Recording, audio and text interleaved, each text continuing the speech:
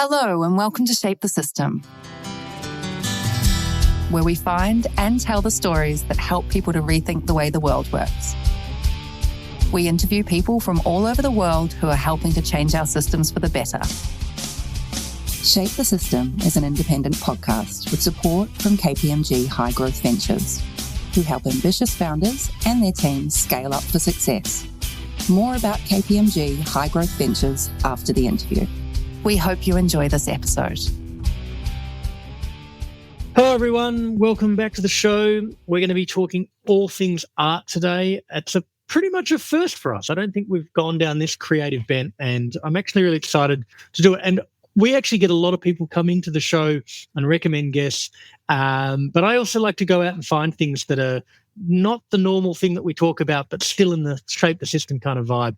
And today is like a wonderful example of that. We're going to be talking to Kat Roma Greer. She's from a venture, I think we'll call it, and she will describe it better, called Microgalleries. So, Kat, firstly, welcome to the show, and give us a little bit of context about who you are and where you're coming from, and then we'll just dive straight in as we always do. Yeah, Vincent. So I am the artistic director of Microgalleries, which is a free global roaming arts initiative that kind of harnesses a global team of creatives and artists to dream up small-scale, innovative solutions to local and global issues. So to put that into slightly more tangible terms, we use the arts to address problems in under-resourced communities and work with them to creatively express those issues and find some solutions. So we could do that through artist residencies on site, workshops, talks, or we're more well known for our Microgalleries Live Festival, which usually takes place once a year in some of these communities. Wonderful. All right. There's a whole lot that we can go into, and we'll go into shortly there. But I want to come back a step. And normally we would start with, like, what's the status quo? What's the problem? And I kind of want to start a little bit in that territory because, you know, as in this show, we talk about the UN Sustainable Development Goals, and there's two that you mentioned just before we jumped onto the show around equitable access and climate change. You had a different word for it. What was the word? What was the term that you used? Climate disruption? Exactly. I'm the fan of using climate disruption. I think it more accurately kind of addresses the issue. Given that change is inevitable, change is always happening, so it's kind of softening it too much? Yeah. Okay, cool. I think change feels quite passive, whereas disruption really sort of addresses where the problem's coming from. It's a full disruption from humans. Got it. Okay, cool. Anyway, so those two aspects. So I want to understand, firstly, in the context of how Microgalleries operates, how is it that you're thinking about those two sets of issues insofar as not jumping into solution mode just yet, but if you think about a community, right? So right now you're in Thailand, as I understand it. Is that right? Yeah, I'm currently based in Thailand. Based in Thailand. All right. So there is a climate-related issue within a particular city or a particular waterway in Thailand. I want to understand how that issue turns up in the community, and then how I guess Microgalleries is engaging with that issue in that context. And then we'll do the same for equality and equitable access in a minute as well. Yeah, great. Well, I actually think it's a perfect example. I'm in Chiang Mai, which is right up the north of Thailand, sits right near a few borders. And what we're experiencing here, and one of the reasons I'm here right now, is something called the burning season, or sometimes referred to as the smoky season. Discovered not a lot of people around the world actually know about this. And what happens for about 3 months of the year here in this part of the world is it becomes the most polluted part of the world. There's huge what's called slash and burn agricultural burning going on, where small-scale farmers working for big agricultural companies are rapidly turning over crops. And the fastest and most traditional way for them to do that is to burn the land, burn down the crop, and get the field ready for the next planting. Unfortunately, what you now have are thousands upon thousands of farmers doing this in the area, making Chiang Mai, I think yesterday it definitely was, the most polluted city in the world. Wow. Yeah, it's extraordinary. And it comes with a spate of problems that are obviously quite political, but you also have cross-border issues. You also have a lot of refugees sitting in these spaces and displaced people, traditional tribes. So the conversation is extremely complex politically, but also socially and, of course, environmentally. And there doesn't seem to be a lot of progress in solving it. And so we're currently looking at that and working with our artists to explore and address some of that problem So to look at one of the complexities is that a lot of people are quite angry at and blaming the farmers. However, the farmers are living in really under-resourced conditions, needing to feed their families, and this is the only resource and capacity that they have to do that. And so just starting to explore more sophisticated ideas and opinions about this and getting people's voices out there and understanding about the problem so that actual real solutions can start to be invented. Yeah, and I normally go back to something, but right on the end, you use the word invented. And this is something that coming into the show, I was like super curious about, is help me understand the connection between the problem, in this case, the slashing and burning, as in like that's the manifestation of the problem. I'm sure it's far more nuanced than that. The art and then the discovery of or the invention of solution, like help me triangulate those three things. Yeah, so I think one of the reasons I'm extremely passionate about using the arts for social and environmental change is that the process of an artist, I think, is quite unique and often sits outside many of the systems we all operate within. So it's extremely collaborative. It centers knowledge sharing and risk-taking and testing ideas and also imagining possibilities where many other people might not have been able to imagine those. So I think artists have this unique ability to sit in that space. And from that comes some really fantastic possibilities and solutions that are kind of innovated or imagined up. We kind of call it Imagineering. I think I stole that term from Disney overtly. Yeah. So, yeah. So, we have this Imagineering process. So a lot of the artist interventions or programs that we do have this element of first, knowledge sharing, so bringing people into a space to create authentic conversations with people and genuinely learn what's happening from a lived experience, not a data-driven experience. And with that knowledge, to then sit down and actually innovate solutions. And of course, they don't need to be real or possible or implementable or operational, but they just need to exist. And then the idea of artists generating that could potentially lead to somebody else beginning to realize that they could build that or create that. Mm. And so you're suggesting that, you take what looks like a very simple thing of they're burning a thing, it's creating smoke and pollution, stop burning, and that's the solution. And you're like, hold on, you're misunderstanding a whole bunch of things here. If the family farmer has 4 crops that they can do in a year, if they burn, and if they don't burn, they can only do 3, and 3 and 4 is the difference between sending their kids to school and not sending them to school. I'm obviously oversimplifying and making some leaps, but no, it's quite accurate. Yeah. Okay. Cool. That's exactly it. That's exactly it. But insofar as if you're not actually having a conversation about that is the reality for them. So unless you're providing educational support to them so that they can send their kids to school and only plant 3 times a year, then you're not actually providing them with a solution. You're just telling them not to do a thing, and they're wearing it and everyone else kind of moves on with their life. And so coming back to the kind of the artist creative part of it, so there's 2 things that are happening here that are really fascinating. And the first of those is trying to get to the almost going into like a Japanese Kaizen type example where it's the why, the 5 whys. You just keep going the why behind the why. Okay, why are they burning? Well, because they need to get their crops. Why do they need to get their crops faster? They need to make more money. Why? Because they want to send their kids to school. Okay, great. Now we're getting to the nub of the cause. So an artist's ability to go in and either better understand that and or at least exhibit that and illustrate that in a way that someone says, oh my God, I didn't realize that was the actual fundamental issue. That's the first part.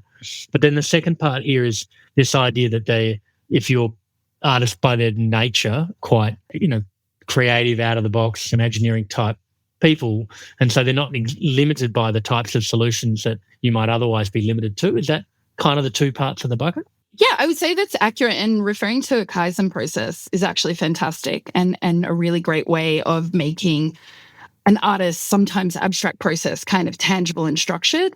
And I think, being able to understand, to translate and communicate to other stakeholders exactly what the actual issue is. So when you said simply telling farmers stop burning, they've actually exactly done that here. It's illegal to do it in certain areas. They're only meant to do it in certain times.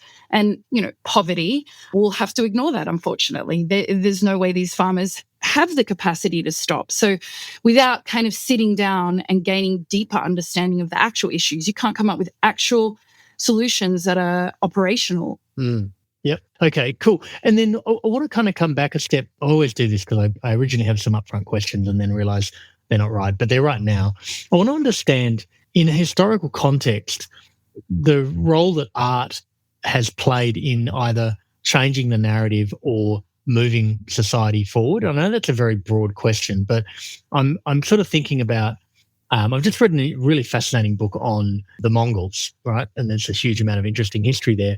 But one of the things that this book spoke about was that the artists of the day in the kind of the 1500s and 1600s, so post the Mongols, which were in the 1200s and 1300s, they would go in and they would want to comment on the government of the day, but they didn't want to directly talk about the government. So they personified the Mongols as what they wanted to say about the government, and they introduced that into the literary kind of, realm of work as a way of having a dialogue about the government of the day without being shot down.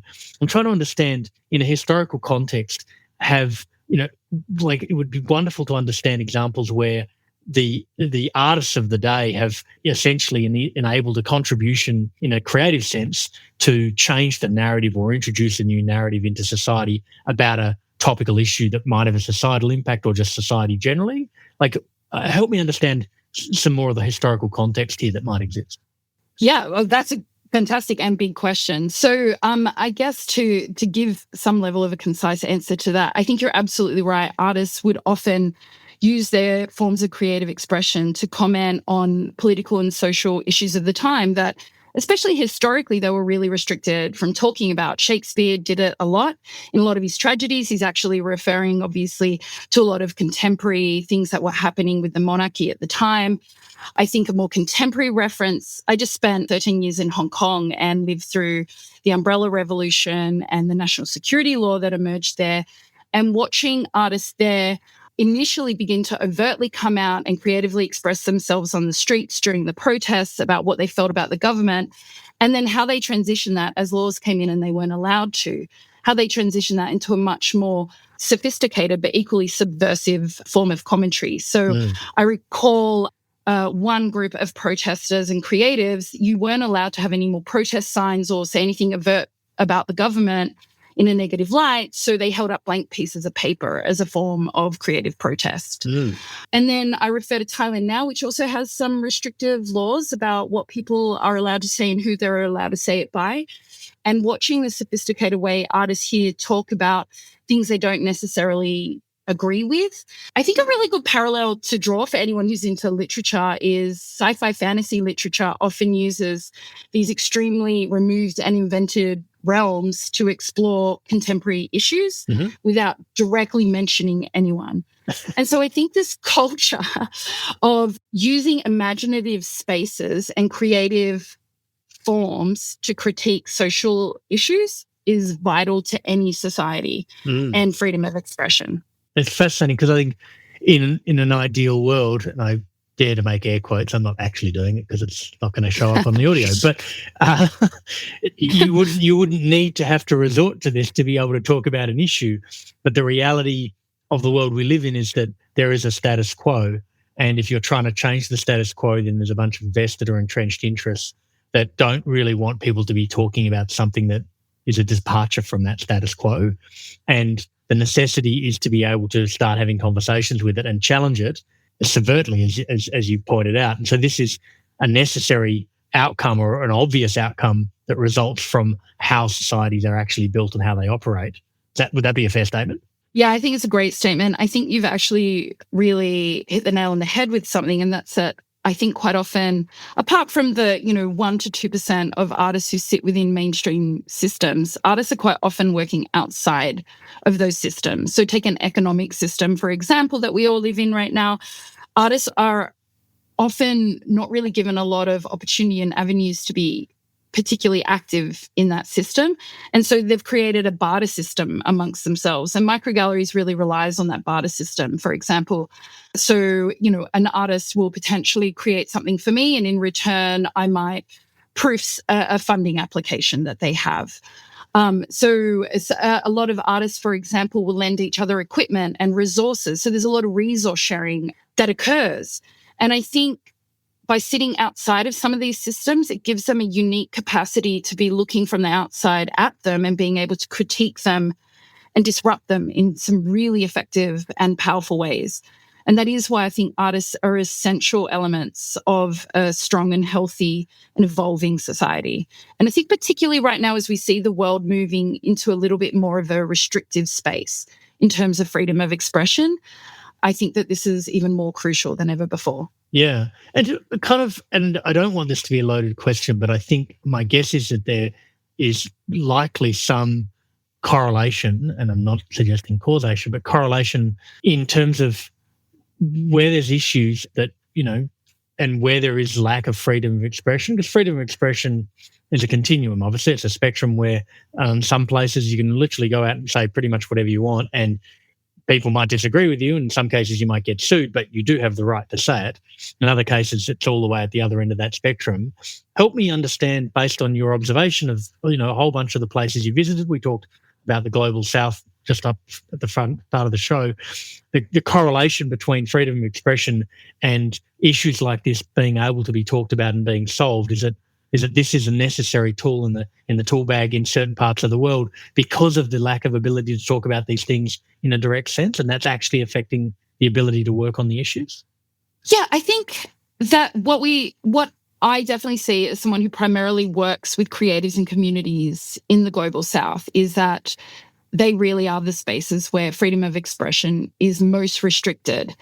And what that also therefore means is, though nothing can be talked about overtly, I think what I've witnessed is these creatives in these spaces are actually much more innovative, dynamic, and clever about how they go about things. So I think through restriction, creatives often thrive. And again, I think that's extraordinarily their unique capacity and why they should be integrated so much more into our businesses and our leadership and so on and so forth. So I think the restrictions certainly change what can happen, but I think it does generate a more innovative, creative response and more active, aware, and passionate responses. So having worked in Australia a lot in my younger years and then moving over into some of these Global South spaces, I've certainly seen the difference and a different preoccupation. So I think in Australia, when I was there working, there was some really incredible public arts funding, initiatives and organizations, and a real focus on including community in the conversation. And then going to Asia, in some parts of Asia, and seeing the exact opposite. And what that meant in terms of the creative outcome was really, really interesting for me. It was much more politically motivated. Every piece of artwork I'm involved with here in Asia always has some kind of social or political or environmental undertones integrated into it. It almost doesn't exist without it in my space. That's fascinating. I'm not to suggest that Australia as an example is any kind of, perfect society, but I still often joke that we're down to arguing over whether people should wear helmets or not. And we're lucky enough to be at that end of that spectrum, because so many of the other things that we just take for granted in this society, as an example, we literally just take them for granted, and our art must be some form of reflection of that. I want to come back to something you said, though. Well, not something you said, but terminology is interesting for me, because you're quite consistently referring to people as artists, but then the role that they're playing, like I think if someone makes a mental leap from artist to art, they're thinking, okay, they're producing something on a canvas. But in this context, it's more an individual with a whole bunch of creative skill sets and storytelling skill sets who's using that to basically attack one aspect of an issue to change that issue. Like, is artists almost selling these people short in terms of what they're setting themselves up to do and the role that they can play? Like, how else might you terminate them? Yeah, I'm really excited by this question because I'm quite passionate about this. I think traditionally society has somewhat just assumed you go to university, you learn to paint, you put things on a canvas, you throw it in an art gallery, you might get a commission, and you're probably doing some waitressing on the side. Right. And I actually think that it really undersells the capacity and skill sets of contemporary artists now. So they're much more multidisciplinary and interdisciplinary. So usually often intersecting across industry and profession. The skill set an artist needs to survive is mind-blowing.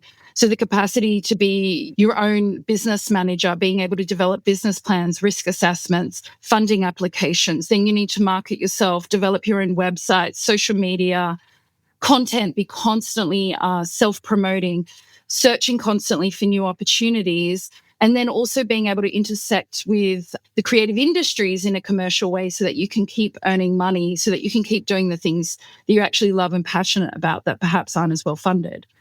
So my skill set as a creative, it's a bit like a strawberry plant. It's kind of grows far and wide reaching. So I could never necessarily professionally call myself somebody who does marketing, but I've endlessly had to do marketing, for example. So I think that this really diverse range of skills that artists bring are just such an advantage to any other pursuit. And I think that there's certainly this wide array of skills that they have means that they can approach these social, environmental, and political issues and explore them from a really informed, dynamic way. Artists are also quite often some of the most intelligent and aware and well-read people that I encounter because they need to be because of the work they're producing and because they're passionate about it. So yeah, I think they're an exceptional group within society, and I think it encompasses more than painters. When I refer to artists, it's anybody pursuing creative forms of expression. Okay, cool. I think creatives probably lends us more in that right direction. This kind of segues me to probably a couple of different questions. I kind of want to get into the initiatives in a second, but as a related question, I kind of want to kind of come back to, I don't know, like how an artist is connecting their work to an outcome. So if you have an opinion on a thing, right, and you say, okay, well, I care about this issue, the tree burning, as the example we're going back to, and the creative looks at this issue and says, I need to play a role in changing the narrative here. Like, how consciously is an artist thinking about, or a creative thinking about, applying themselves to, putting a better narrative out there that actually says this is actually what's happening and why it's happening, and you should understand this, and I'm going to explain this to you in a creative fashion so that I have your awareness and I have your engagement, and you actually listen to it and you actually learn from it, and even are potentially encouraged to tell it. I'm trying to understand how, and this is why I'm saying too, sort of jointed with how your initiatives actually work, but how might a creative actually attach themselves to the outcome to say, the work that I did here actually resulted in people thinking differently about this issue, or at least being better informed or being better part of the conversation? And then maybe if you want to segue that into, well, we set up the initiatives to do this because this is actually how a creative needs to do this if they want to be part of the solution.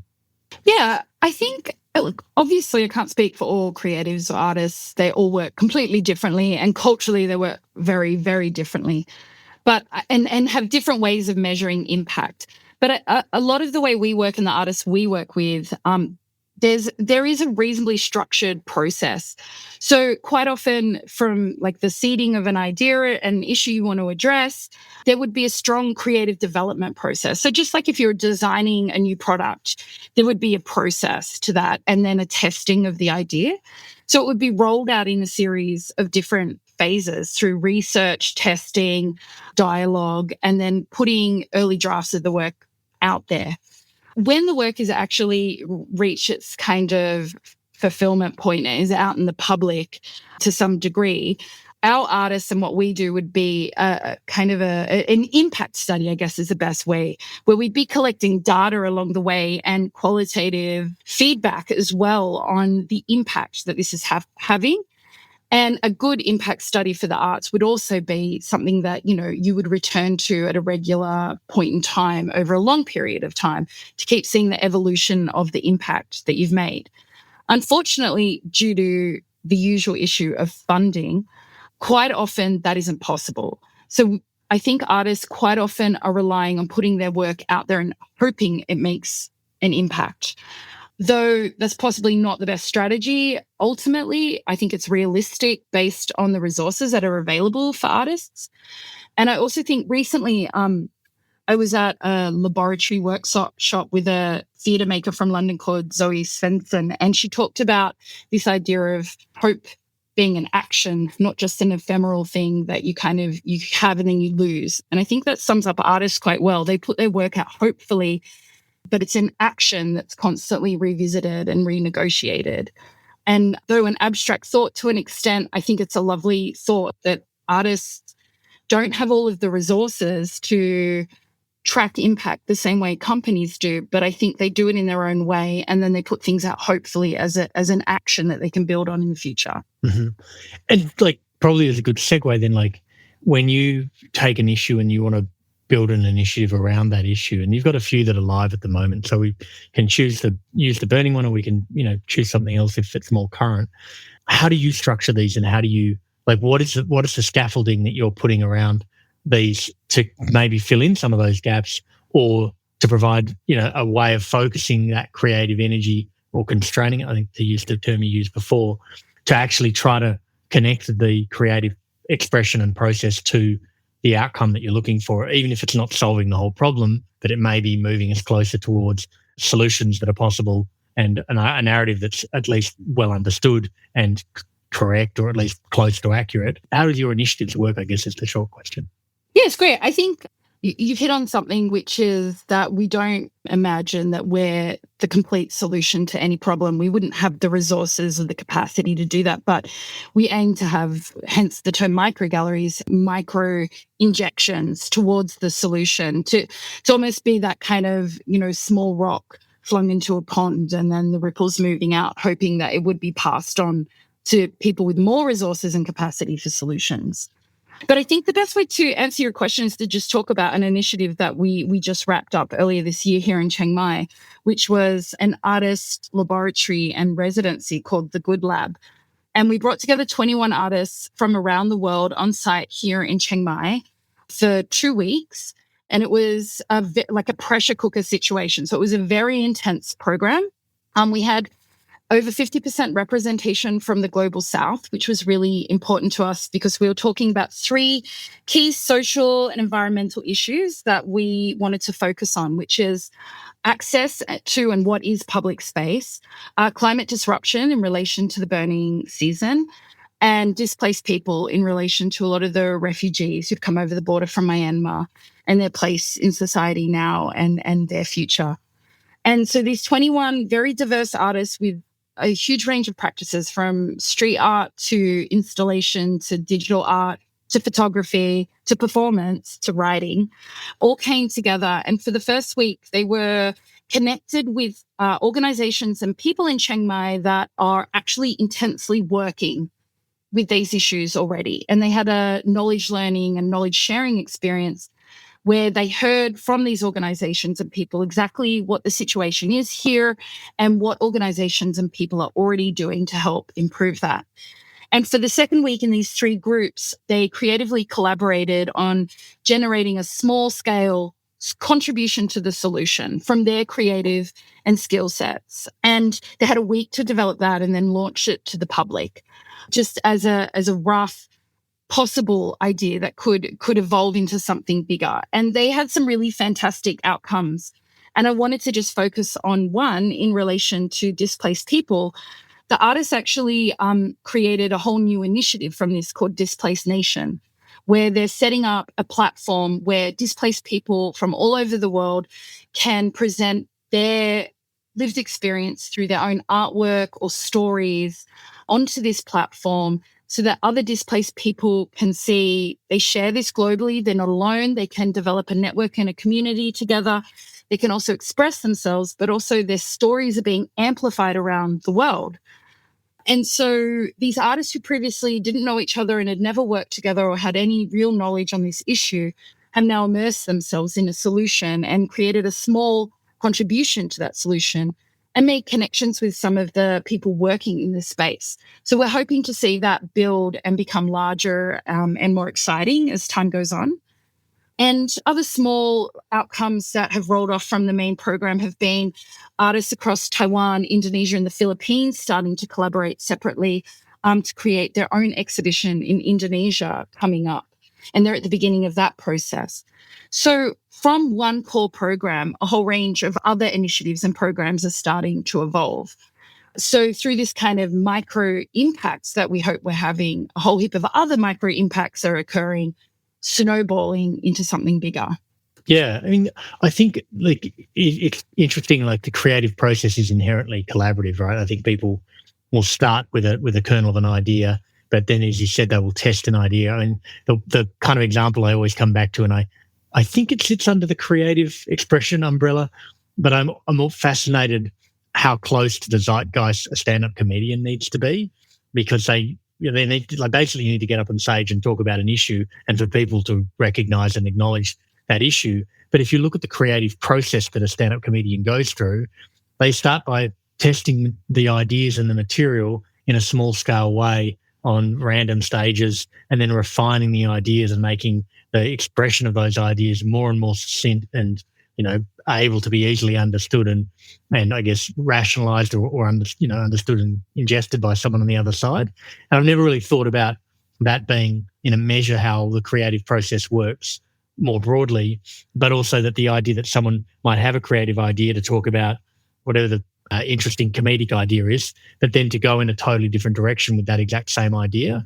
I kind of have this thing that I say that I've observed in early stage startup land, where if the comedians are all talking about something being broken, it means there's a fundamentally good opportunity there. So 20 years ago, you used to be able to get up on pretty much any stage in the world and say, well, I'm in Melbourne today and I'm going to talk about how bad the cabs are in Melbourne. And everyone will be able to, you go, oh, yeah, that's hilarious because they are so bad here, because they're bad everywhere. And so being plugged into the zeitgeist was kind of, I think, is a parallel to what these creatives are having to do. And obviously you get up on a stage and talk about an issue, other people are going to build on that and take that forward in their own microcosm. Just coming back a step, though, around this idea of the ability to influence like an actual change that's coming out of it, where we took the example of people who've been displaced and being able to tell their story and understand that people are, having the same shared or lived experience. And I guess that is better for, it's helpful for them individually. What I'm trying to understand is, how might we leap from there in this example to actually helping those people to no longer be displaced, if that is even the right solution? What's the next step in that process, do you think? Yeah, that's a great question. So just for me to step back for a second, I think with the example you gave of comedians testing material, that is exactly the process that I think I witness most artists do. I think that's absolutely perfect, this idea of testing material, but also being in a space where they can fail, and they're expecting sometimes to fail, and that's okay. That material goes and new material gets tested. This idea of testing and failing is occurring constantly in all of our processes. And I think it's a fantastic thing to be built into any system, because that's when you get the best results, in my opinion. To go back to how can we actually tangibly solve the problem, I think that the way, in an ideal world, we'd be funded up to the hilt and actually definitely be able to address that. And I have one example I'd love to share in a moment where I think they're moving more towards that. In terms of what myself, Microgalleries, and our artists do, we don't even begin to think that that's possible for us, not through any kind of lack of passion or ambition or imagination, but we don't think that's the point in the ecosystem that we are intersecting with. So our role, we believe, is to listen, to share, to tell the stories, to amplify these issues, to innovate and start to create possibilities, to lay the foundation. And there are other players in the ecosystem that are more strongly resourced, that are able to make stronger, tangible changes and solutions. We think we play a seeding role, a grassroots role, and we're connecting very much on the ground with the exact people that are affected by these issues. So, for example, there are representatives from the UN in this space who aren't necessarily sitting down and talking with one of the freedom fighters from Myanmar who's just gone back to the border, for example. That wouldn't be their role.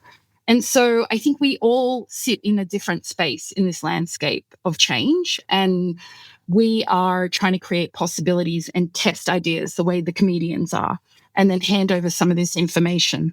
It would be better to have a much more comprehensive pipeline of that. And maybe that's maybe that's a great idea for me to work on later this week. Start to imagine that. Thank you, Vincent. That's great. So yeah, having that more, I think it's organically evolved, but maybe in some ways building stronger pipelines from grassroots organizations through to more established and resource spaces, that would be very sensible. I think I want to mention the UN museum that is emerging more and more. It's been around for a little while. That's what I call it. I actually don't think it's called that. I think it's called the UN Museum Live. Okay. I'm not familiar with it.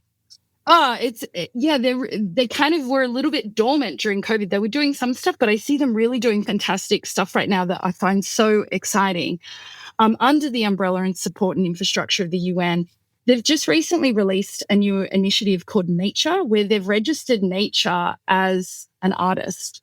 And nature now has a presence on streaming platforms like Spotify. And artists who are using soundscapes from nature, or nature appears somewhere or referred to in their music, are being listed on Spotify under this artist, Nature. And so all royalties from playing these songs are going to Nature, and Nature is donating the royalties to environmental and conservation organizations. So using the very systems that are in some ways causing harm to raise money to do good and create actual tangible impact through organizations who have the capacity to make that impact. I thought that was such a clever and exciting initiative. I think they only launched it a couple of weeks ago. So follow it on Spotify and just click it continuously because you're saving trees everywhere. Yeah, I mean, it's interesting that you said about that, and I was thinking about a product that I was involved in 3 or 4 years ago that won a design award. There was a week of intensive work in a room with a bunch of sticky notes, and I'm normally have, it's not an aversion to it, but I question the value of it. I think unless you bring the right type of people into the room and facilitate and create the construct and be really clear about the objective, but also facilitate in a way that doesn't limit the kind of creative process, then you can actually create magic. Now, we didn't build the solution in a week, but we got the scaffolding right for the problem that needed to be solved and the creative idea, and we refined and fleshed that idea out enough that we then had a very clear blueprint, and were then able to bring the rest of the organisation in to then actually execute all of the pieces of the puzzle that needed to work for this creative idea to come to market. And when it did come to market, people were like, this is amazing. And as I said, it won a design award, and a whole bunch of other things happened with it. But it's clear that gestation, that spark period, that initial kindling, whatever the right word was that you used before, was, if that bit wasn't right, we could have put the whole resources of the organisation into something else that wouldn't have been a strong creative idea, and it wouldn't have had the legs that it ultimately had, because that first bit. And it's interesting because in a lot of circles, people will say, well, ideas are cheap and, execution's everything. But then in the same token, if you see, sometimes you'll see a band and you'll literally see the first 2 minutes of that band on stage, and you'll be like, this band is going to be huge. And they're not huge yet. I remember seeing a band, Wolfgang, I think it's called Wolfgang? Wolfmother. I saw Wolfmother, which is a very global phenomenon of a band from about 10 years ago, for people who may not know who they are. And I saw them on stage at a random pub in Sydney, and literally within a song was like, this band is going to be huge. And you could just tell, right? You could tell because just the creative ideas in here were so strong and so unique. And they were obviously been going for a couple of years at that point, but they were nowhere near as refined as they would later be once they actually got really big.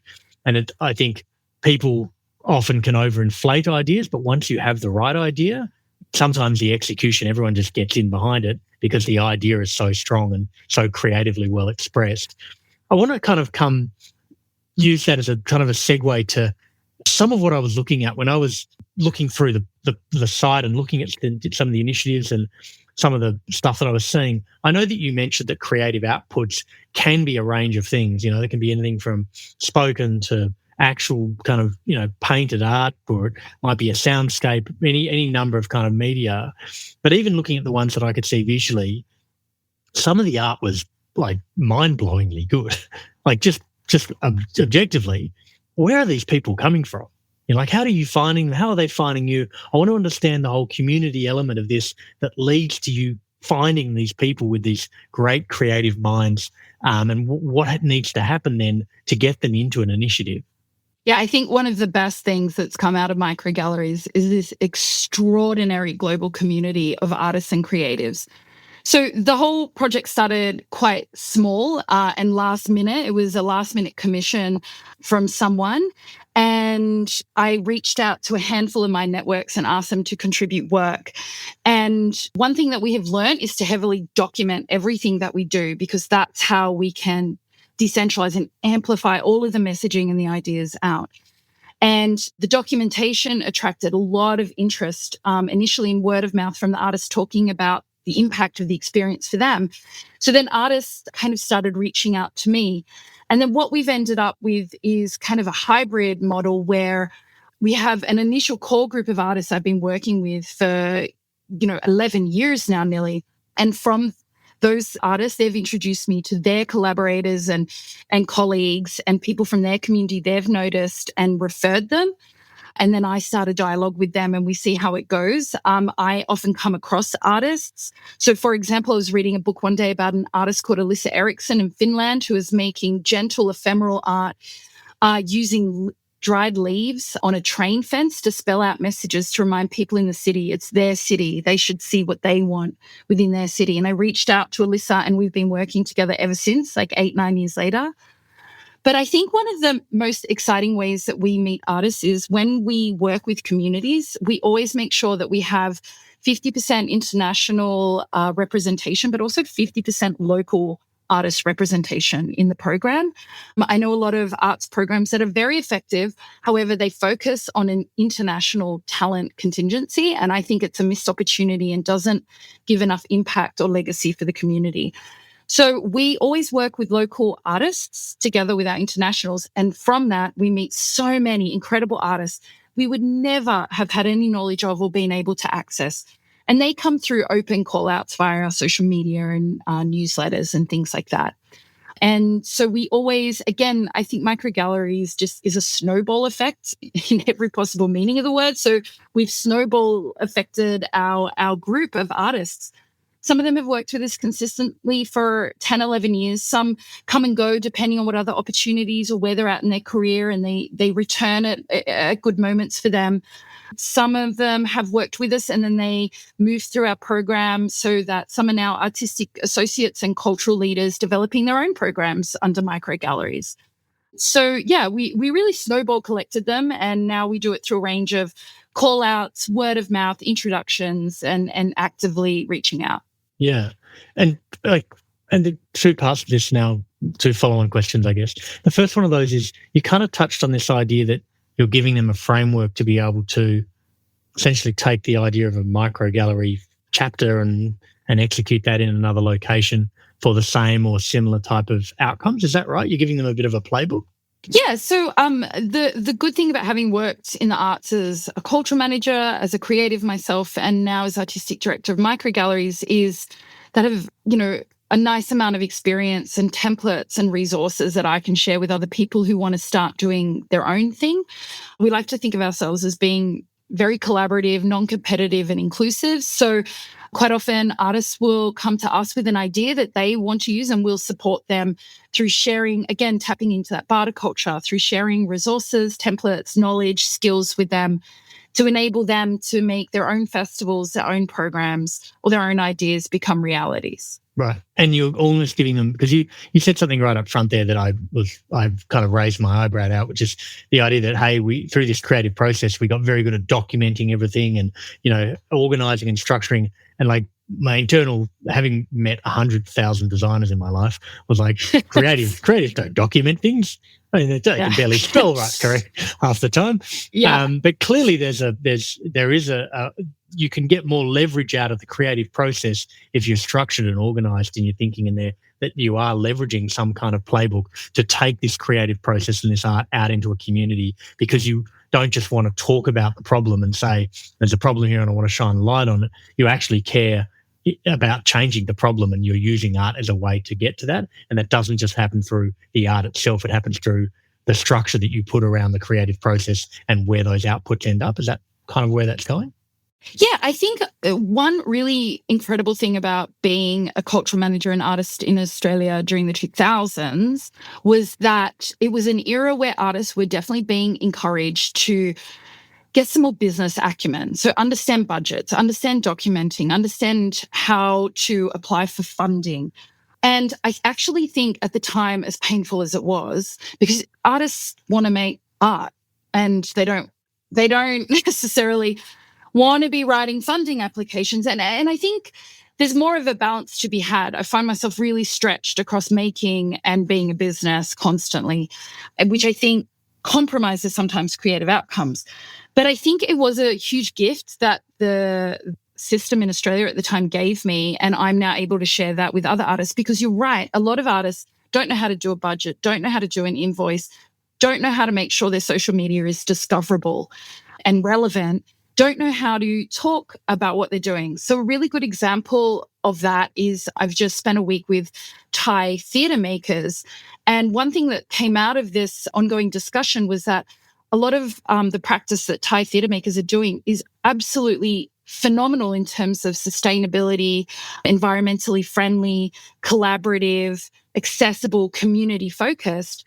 Meanwhile, the rest of the world probably doesn't know anything about Thai theatre and the ways that they're working. And one thing that came out of this was me going, I really think you could be talking about this in a way that celebrates and champions this, and people like Australian theatre makers could learn so much from this. So I think, artists haven't necessarily always had to know how to do all of these things. And I think Microgalleries creates a framework for them to learn that and do it in a very gentle, accessible way where they can upskill themselves. It's funny. I've never known a creative process to be that gentle. I'm being very nice to them. Yeah, I'm being very diplomatic. I'm just reminded of a good friend of mine who is absolute, like the epitome of a creative. And I met him when I first moved to Sydney playing pool at a bar in Sydney. And then we ended up, I was working incredibly hard, and he's like, I'm up at Avoca, which for anyone who doesn't know Sydney is about 2 hours outside of Sydney, and it's kind of like Santa Cruz to San Francisco. It's that kind of you're up in the hills, you're kind of near the beach. It's just a different vibe. It's a beach kind of culture up there.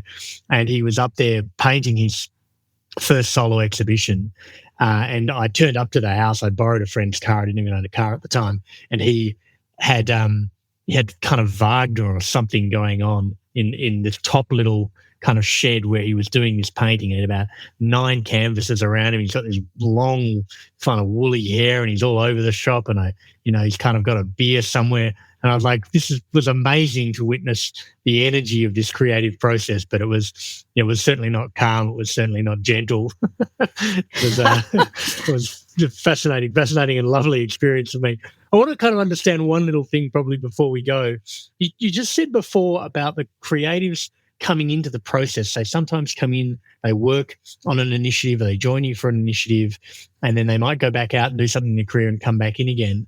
What is the nature of that relationship? Are they coming in, the funding that you might get for an initiative goes to fund the artist to be able to be creatively applied to this initiative for a period of time, or are they creating assets and those assets are sold? I want to understand the economic reality of these moving parts and how those things sort of hang together.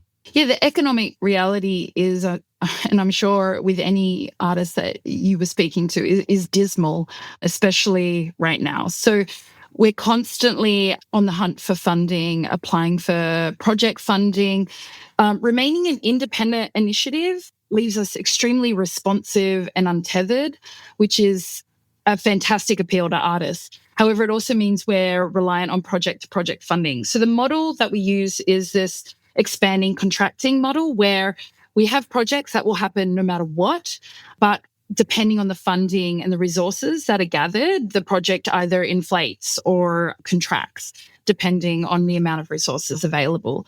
So we would always develop and launch a project at a certain level without guaranteed funding, because we're going to make it happen anyway through a range of volunteerism, existing resources, and sometimes we do things like sell things, or we're engaged in commission to do things. So we have base level resources. We'll launch a project, and artists always come on board understanding that they are contributing to an idea, to an initiative, and they likely, unless phenomenal funding is gained, won't receive any fee for that. However, we do ensure that it doesn't cost them money. So they're always reimbursed for materials and things like that. So the real value for being part of Microgalleries is connecting with other artists, being part of this global network, and engaging with different communities and audiences to expand your own practice. The tangible benefits for those artists that we've seen is that it elevates their profile. It creates a body of work that enables them to get other funding or exhibitions or other possibilities in professional development. So the artists who come and go, I don't think it's ever financially motivated or opportunity motivated even necessarily. I think from my experience, it's always been what else is happening for them. So if they have a range of exhibitions and art residencies that year, they'll be very conscious of not committing to a whole range of other programs with us. At other times, they've reached a certain point in their practice and they need some invigoration and new exposure to new ideas, and they might rejoin us for a year or two, meet new people, get new ideas, have new experiences, and then they're off again doing something else. But what I have noticed is that they're an exceptional community who are all forging their own networks and connections amongst each other as they travel and create and collaborate together, independent of Microgalleries. So it's a really rewarding critical mass of people that's developed, and probably one of the things I'm most proud of with Microgalleries. Mm-hmm. I mean, it's even the stuff that's said there on the platform today is an amazing body of work from such a diverse and interesting, like just even the profile pictures. If anyone who's just listening to this and not in front of a computer, go to Microgalleries. I think it's microgalleries.org, and exactly. Have a look at just the profiles of these people and because none of them have their photo. They all have a picture of some of the creative output that they've created, which I love, and I should reconsider for myself as well.